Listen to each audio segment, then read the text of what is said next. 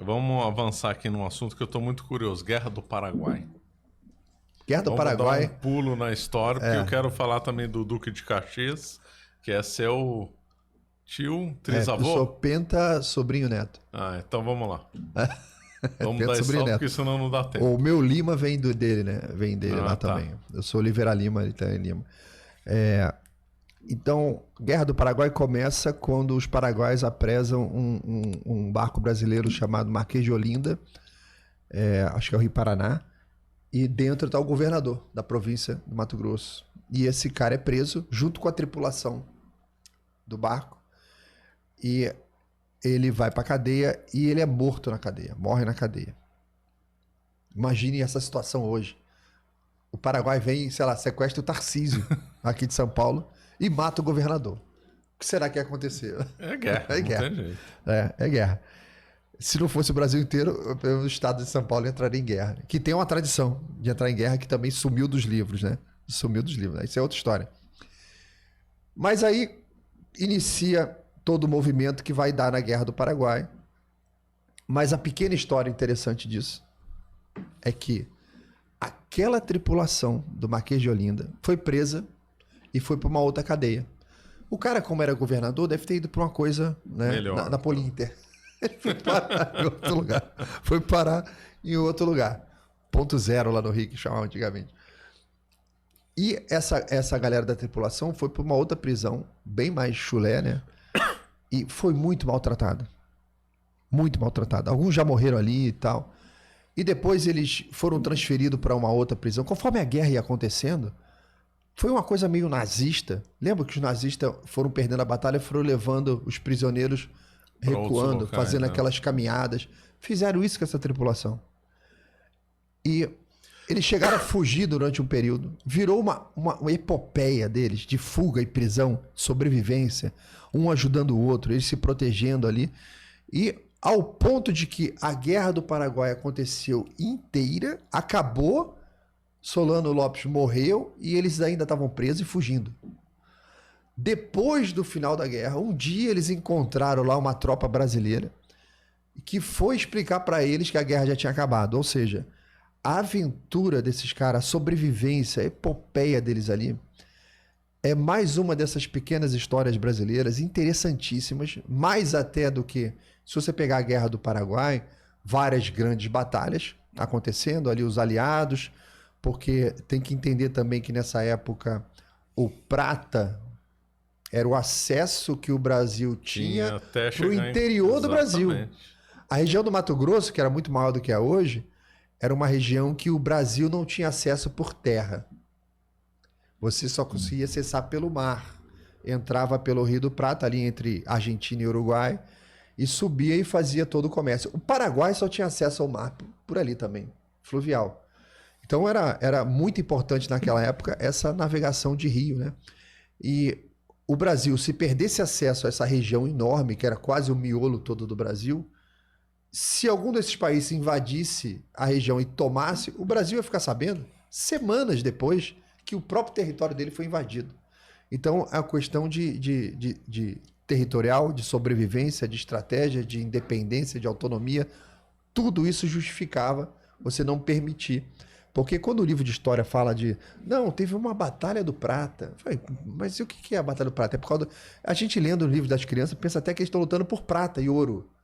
E pela prata, metal. Não, a Batalha do Prata é outra coisa. Tá, mas por que eles... Não se conta essa questão Exatamente, do Mato Grosso. Tá? E parece até que o brasileiro metido foi se envolver lá tal, na região lá do Mato Grosso. Tem a Guerra dos Rosas também, lembrei aqui dos agora. Rosas, outra coisa, mas deixa para depois. Tem pequenas histórias ali também interessantes. Então, a epopeia dessa tripulação, ela é sensacional. Guerra do Paraguai. Outra história muito interessante da Guerra do Paraguai, quando o Brasil venceu o Conde D, que estava à frente de tudo. O Conde D é um dos caras mais injustiçados do também Império. Acho. Totalmente injustiçado. Um cara extremamente fiel. Eu nunca encontrei uma vírgula sobre alguma coisa que ele tenha feito errado. Tem vários eventos públicos onde Dom Pedro II está lá presente. Tem até fotografia disso. Cara, o Conde D está sempre do lado dele. Sempre do lado dele. sempre ali apoiando. E olha que acompanhar Dom Pedro II era difícil, né? O cara acordava muito cedo, dormia muito tarde, ficava para tudo quanto é lugar. Então, uma outra história muito interessante, quando o Brasil venceu a Guerra do Paraguai ali, tinha acontecido a questão Christie. A história é um texto, uma coisa puxando outra, uma coisa puxando outra. Não vou falar questão Christie, guarda daqui a pouco questão Christie, é outra história. O interessante é o seguinte, uma das primeiras coisas que Condé fez foi abolir com a escravidão no Paraguai. Aboliu. Ninguém fala isso, né? Ninguém fala isso. Pessoal, não, a família real era escravagista. Então, mas como? Ele, quando estava paquerando, namorando a princesa Isabel, lá no comecinho, eles uma vez foram fazer um passeio de carruagem pelo centro da cidade. Isabel estava apresentando para ele o centro do Rio, né? Para conhecendo, tal, ele dando aquela volta, novo aí na cidade. Eles conseguem ver da carroça um escravo sendo açoitado. E não era comum isso acontecer. Ela fica chocada. E ela começa a chorar. E elas estavam na rua do mercado quando isso aconteceu, bem onde é o prédio da Bolsa de Valores hoje. Aí Condé fala para ela, olha, essa é uma chaga que vocês têm que acabar. Muito tempo antes do fim da escravidão, ou seja, a família real era abolicionista. Os filhos da princesa Isabel tinham um jornalzinho abolicionista em Petrópolis. Então o Condé libera, acaba com a escravidão no Paraguai. Tem 2 negros brasileiros escravos que estavam lutando, trabalhando na Guerra do Paraguai lá, ajudando, auxiliando. Eles leem, né? Porque eles estavam ajudando, mas eles estavam do lado brasileiro. E eles sabiam ler. Eles leem esse anúncio dizendo o seguinte, olha, todo escravo que vier do Paraguai é considerado livre. Não tem escravidão mais no Paraguai. Se vier um negro do Paraguai em direção ao Brasil, ele é livre. Não tem escravidão lá. Ele é livre. Os 2 leram. Aí tá um comentando com o outro assim, fulano, dá uma lida aqui se você entendeu o que eu tô entendendo. Aí o outro concordou, José, João, sabe, nome fictício. Zé, dá uma olhada aqui. Aí Zé olha. João, eu acho que é isso mesmo. Os 2 atravessam a fronteira, dão a volta, entram numa aduana, entrando no Brasil de volta. Ele chega lá, oi, tudo bem? Oi, joia? A gente está vindo aqui do Paraguai, vocês estão vendo? Estão vindo aqui do Paraguai? E tem um decreto aqui dizendo que a gente é livre, é isso mesmo? O cara, vocês estão vindo do Paraguai, está aqui Paraguai, é isso mesmo, vocês estão livres. Aí o dono deles entrou na justiça, foi fazer registro policial, o negócio foi parar nos tribunais, foi decidido, até Dom Pedro II depois falou, lei é lei, aplique, e os caras ficaram livres. Que isso, se livraram da escravidão. Então, que história mais uma pequena essa, história sensacional. História interessante da questão Christie, que vai bater lá no Paraguai também. Isso aqui, assim, isso seria um grande tema para quem quer. Eu entrego, qualquer um que quiser pegar esse tema para estudar. Eu acho que é um dos temas mais importantes da nossa história, de estar perdido. Eu achei esse barbante, puxei, veio uma corda, puxei uma corda, veio um elefante.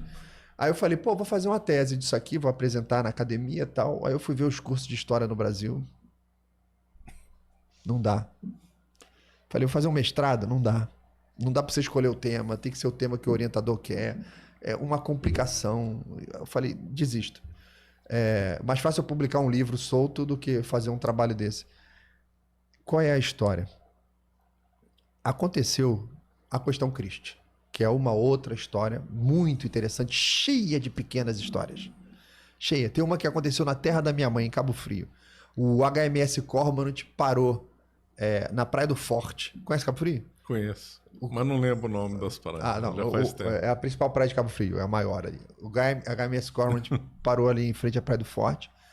Existe uma conexão da Lagoa de Araruama com o Oceano Atlântico, que se dá num canal chamado Canal Itajuru. A Lagoa de Araruama é gigante, parece a Lagoa dos Patos, é enorme. E esse canal do Itajuru tinha um estaleirozinho ali bem perto da ponte, na época não tinha ponte, mas bem perto do centro da cidade, que estava fabricando uma escuninha ali chamada Rival. E esse pessoal do Cormorant pega um barquinho, entra no canal do Itajuru e vai remando, fazendo exploração. Qual era o contexto da época? A Inglaterra se colocou como a grande defensora abolicionista e acabar com a escravidão no Atlântico. Então ela estava agindo como se fosse polícia. Mas era a mesma Inglaterra que, nesse momento, tinha um monte de escravo cule na Ásia. Os coolies é uma coisa que ninguém explora. É muito raro alguém comentar dos coolies. O coolie era um escravo que você chamava o cara para trabalhar em alguma colônia inglesa, mandava ele assinar um contrato. Tudo faz. Ele ia trabalhar, aí no final do mês ele tinha um salário dele para receber, debitava hospedagem, debitava comida, debitava médico e ele sempre devia mais do que ele ganhava.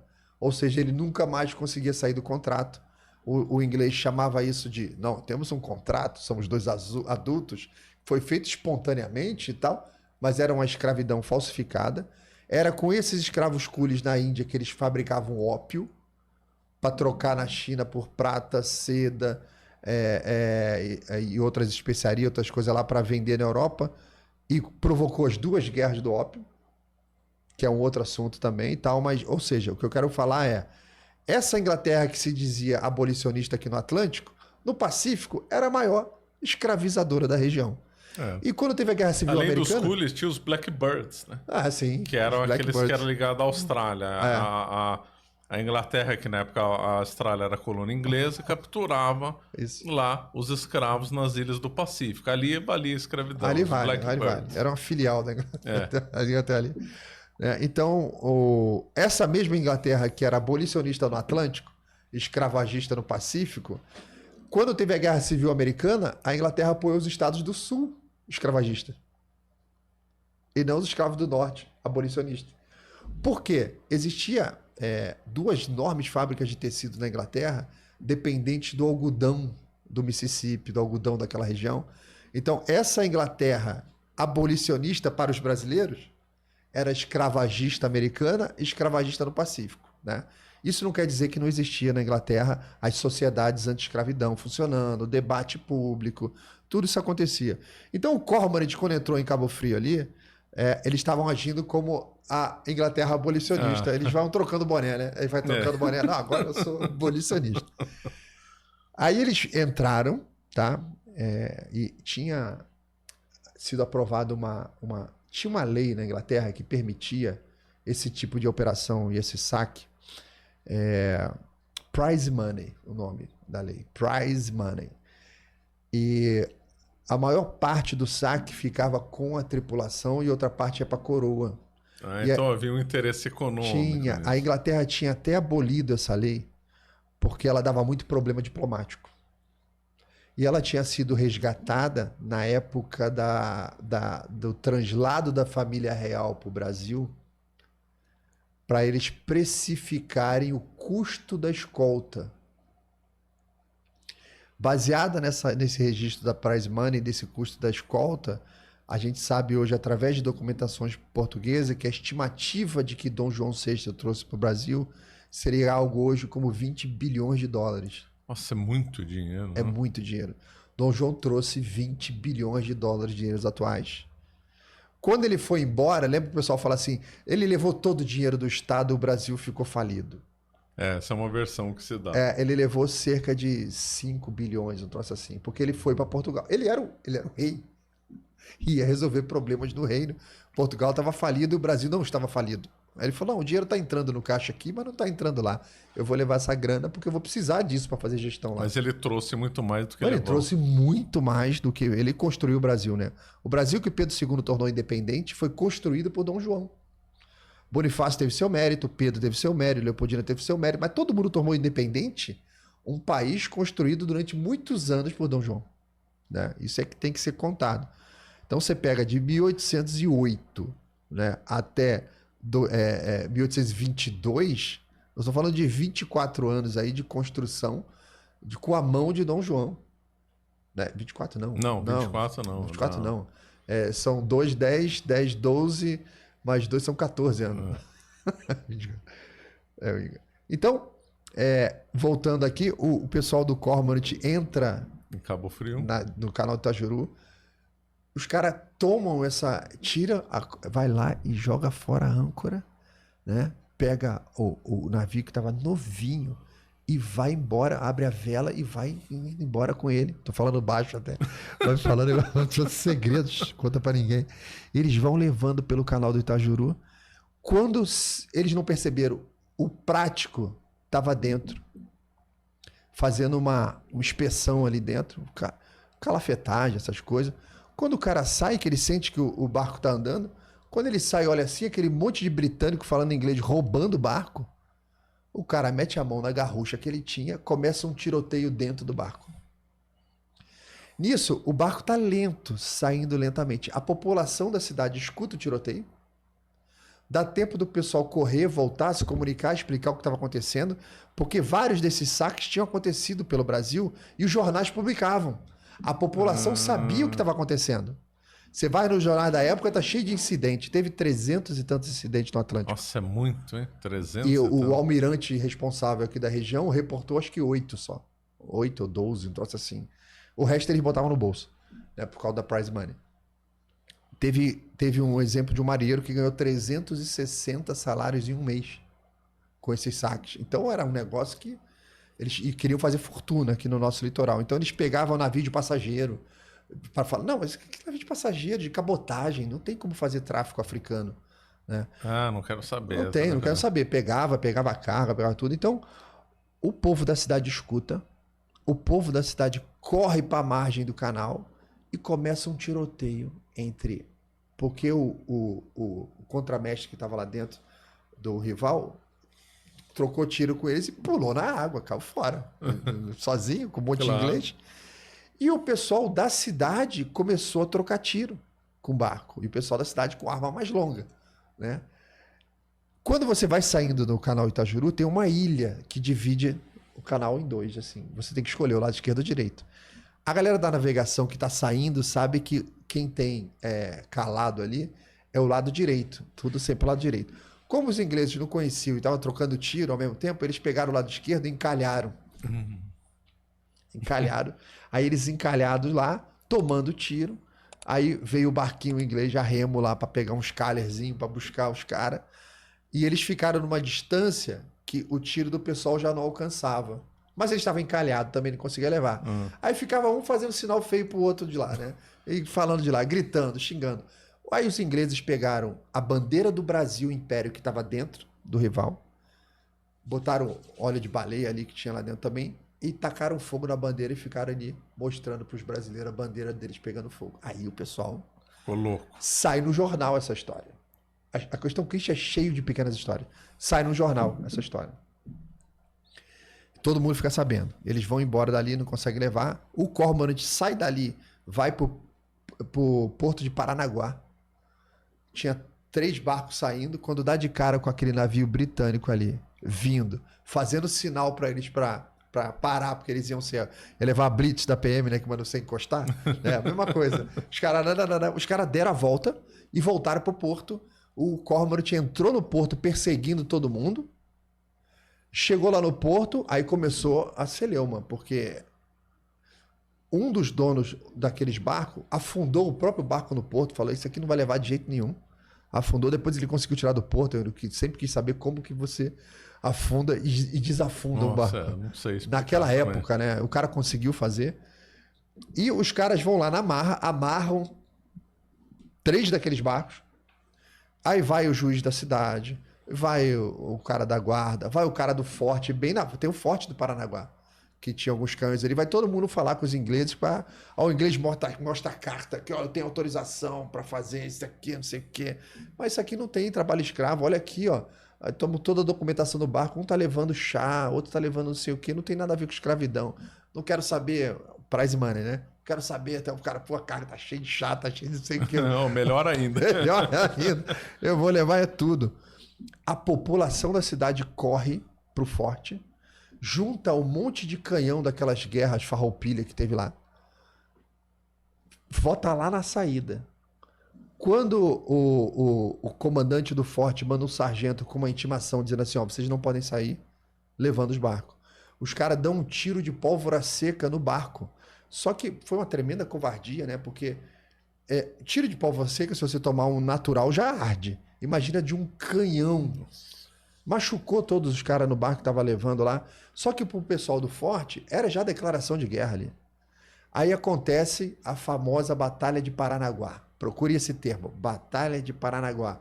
Que é a batalha da população e do forte contra o Cormorant, que tá puxando os três navios lento. Ele vem muito lento porque ele tá pesado, tá? E nesse tiroteio do forte, da população dando tiro, a população tinha alguma experiência, montou canhão do lado dos canhões do forte e ficou a cidade inteira participando da batalha.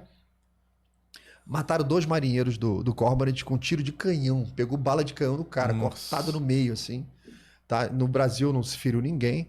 E eles foram sair devagarinho e tiveram que abandonar os barcos ali, só levaram um, porque os outros estavam todos destruídos também.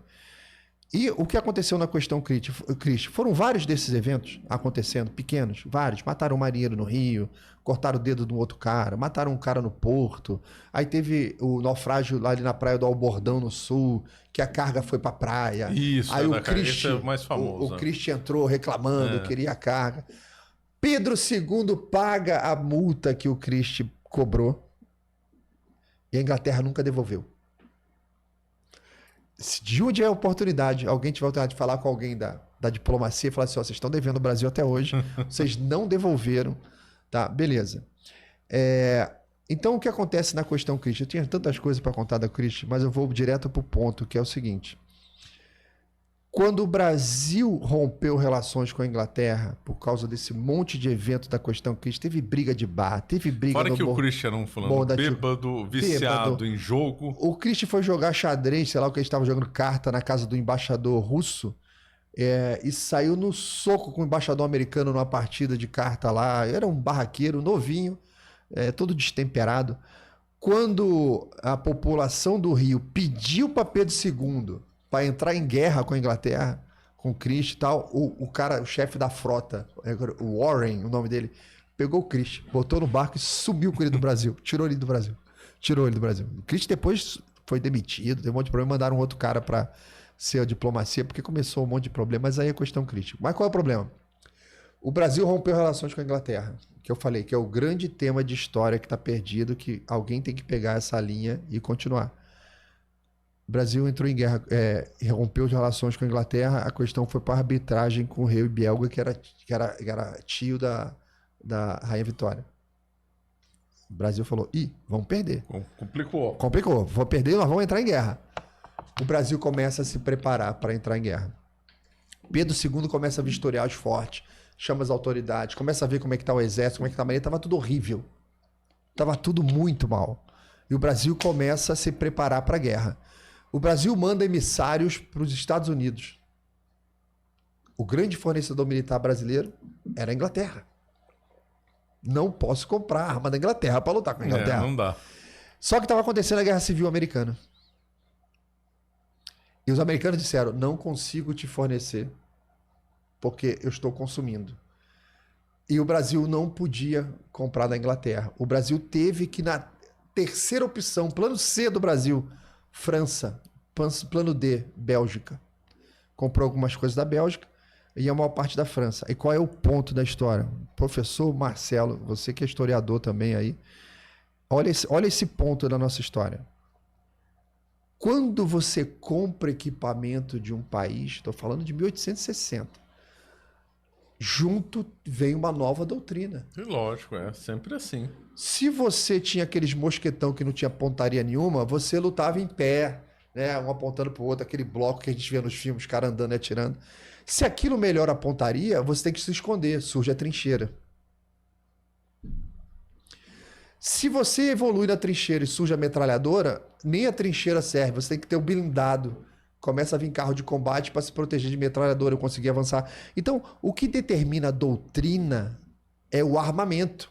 Você vê que essa chegada de drone na guerra da Ucrânia mudou completamente a doutrina. Os carros de combate não estão valendo mais nada. Então, o que determina a doutrina é o armamento. O Brasil foi lá e teve que comprar os armamentos da Guerra do Paraguai com a França. Junto com o armamento vieram os instrutores e junto com os instrutores a primeira semente do positivismo. Que interessante, hein? Porque o positivismo nasceu na França. Até hoje se procura a origem do positivismo das Forças Armadas brasileiras e ele sempre surge através de trabalhos acadêmicos da Escola da Praia Vermelha, um texto ou outro, pós-Guerra do Paraguai. Mas aí você fala, tá bom, pequenas histórias. Como que isso chegou ali? Eu tenho a etapa anterior de uma invasão de instrutores franceses com todo o material bélico para se preparar para a guerra com a Inglaterra. Este é o ponto, né, onde tem que se aprofundar para saber o nome desses caras, quem foi cada um deles, o que cada um deles fez. Já conversei com Forças Armadas, historiador militar, oficial, gente graúda, ninguém se interessa por esse ponto, mas eu acho que na questão Christie está a origem da semente positivista e da proclamação da República. Que interessante, hein? Tem todo sentido, né? Veio ver as novas doutrinas, veio os instrutores, veio a ideia positivista. Tá ali. Ali a semente tá ali para alguém que se interessar, procurem, tá? Porque eu tenho muitas outras pequenas histórias para contar. Caxias, o grande tema de Caxias. Quanto tempo a gente ainda tem? Temos quanto? Você acaba de assistir um corte do Caravelas Podcast. Na tela está aparecendo o episódio completo e outro corte. Muito obrigado pela atenção.